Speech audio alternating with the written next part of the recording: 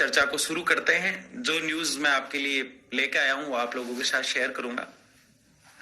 सबसे बड़ी बात तो आरएलएसटीसी बोर्ड को लेके जो हमारा प्लान था इस ज्ञापन को लेके। सर एक बार आपके हाथों की इधर परछाई आ रही है। तो जो हमारा प्लान था उसमें हम जो है सफल हुए। अलग अलग डिस्ट्रिक्ट से हमने जो ज्ञापन देने का फैसला किया था उसमें हम किस तरह की रणनीति के साथ कितने सफल हुए इस पे भी हम चर्चा करेंगे। और दूसरा, आज कमेंट कम आ रहे हैं क्योंकि जो लोग ज्वाइन है, मेंबर है चैनल के, उन्हीं के कमेंट मेरे पास आ रहे हैं, तो मैं अच्छे से बात कर पाऊंगा, ये भी एक अच्छी बात है। तो बहुत जल्द आप 100 पार हो रहे हैं और मैं बातचीत को जल्दी शुरू करता हूं। सबसे बड़ी बात, मैंने आप लोगों को एक काम दिया था कि आप लोग प्रत्येक डिस्ट्रिक्ट से ज्ञापन देने का कार्य करें। अधिकतर लोगों ने जो है ज्ञापन दिए उस दिन, और आज भी ज्ञापन का सिलसिला शुरू था।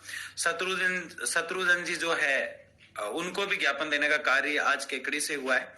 तो अलग अलग विधायकों को भी ज्ञापन दिए गए, अलग अलग कलेक्टर को भी ज्ञापन दिए गए, और ज्ञापन का जो हमारा प्लान था वो मतलब 99% सफल रहा। ज्ञापन मैंने क्यों दिलवाए, आप लोगों का सवाल ये हो सकता है। तो ज्ञापन मेरा डिसीजन जो है वो क्यों था और इसके पीछे क्या राज थे वो आप लोगों के साथ शेयर करूंगा। पहले मुझे लगा कि ये बात मुझे सोशल मीडिया पे शेयर नहीं करनी चाहिए, लेकिन जिस व्यक्ति ने मुझे ये कहा है उनसे परमिशन लेके ही थोड़ा बहुत हिंट मैं आपको दूंगा कि ज्ञापन की राय किसकी थी और किस तरह से थी। आप सब लोग समझदार हैं और मेरी बात को समझ जाएंगे, क्योंकि कुछ बातें मैं पूरी तरह से खोल के नहीं बताऊंगा, आपको एक इशारे के माध्यम से बताऊंगा। आज आप लोगों ने देखा होगा कि निविदा और संविदा के लिए आवाज उठी है, और वो पीसीसी चीफ जो है और पूर्व शिक्षा मंत्री कांग्रेस में रहे डोटासरा जी के माध्यम से उठी है। वो कांग्रेस सरकार थी जिसने आरएलएसटीसी बोर्ड बनाया था, और नोटिफिकेशन निकालने का कार्य जो है वो वर्तमान सरकार करेगी, ये आप सब जानते हैं।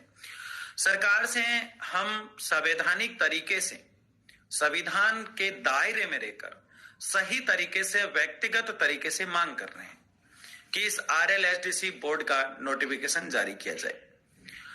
आप लोगों को बता दूं कि सरकार की मंशा ये अगर होती कि इस बोर्ड का नोटिफिकेशन जारी नहीं करना है तो इस आरएलएसटीसी बोर्ड को वो रद्द कर देती। इसलिए पहली अच्छी न्यूज ये है कि सरकार की मंशा जो है वो ठीक है, लेकिन इसमें डिले क्यों हो रहा है? लोकसभा इलेक्शन के कारण हो रहा है, या फिर सरकार इसे पेंडिंग रखना चाह रही है?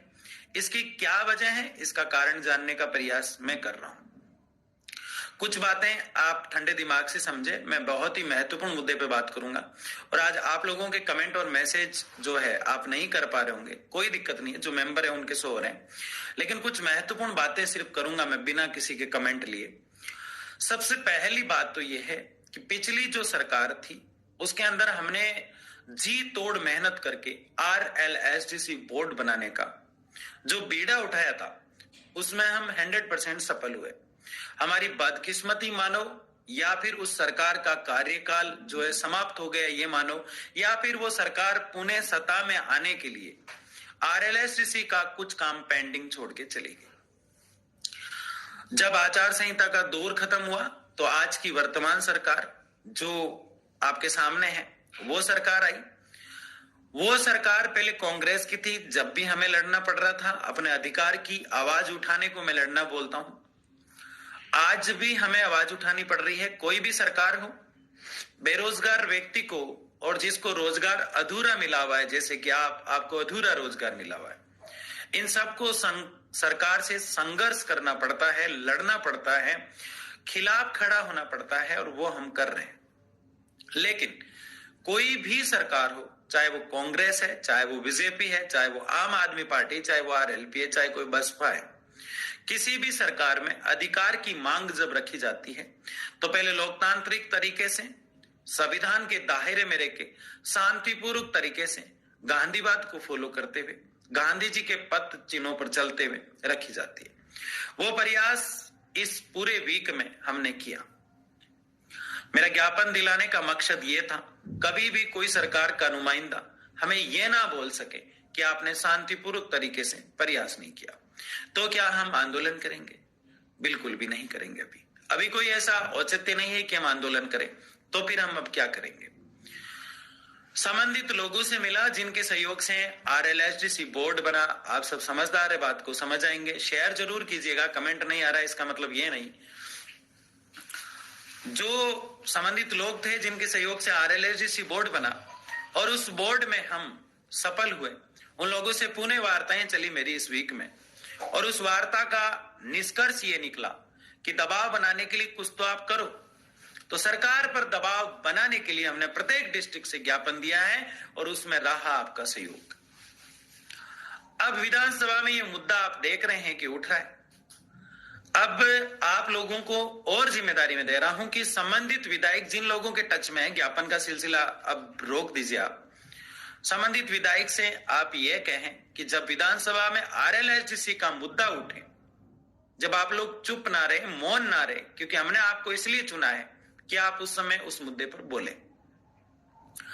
मैं प्रयास कर रहा हूं अलग अलग माध्यमों से मुद्दा उठाने का, और आने वाले बुधवार को मेरा प्रयास है कि मैं संबंधित लगभग 10 विधायकों से मिलने का प्रयास कर रहा हूं, संबंधित 2-4 मंत्रियों से मिलने का प्रयास कर रहा हूं, और बुधवार और गुरुवार का मेरा प्लान है कि जयपुर में अधिकतर लोगों से मैं मिल पाऊं।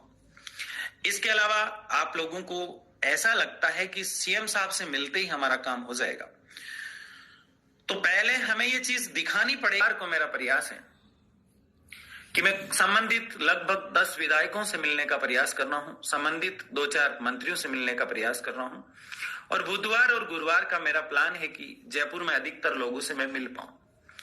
इसके अलावा आप लोगों को ऐसा लगता है कि CM साहब से मिलते ही हमारा काम हो जाएगा, तो पहले हमें यह चीज दिखानी पड़ेगी कि प्रेशराइज कितना कर रहे हैं हम इस मुद्दे को उनके सामने, उनसे मिलने से पहले कितनी बार हम उन तक पहुंचा रहे हैं।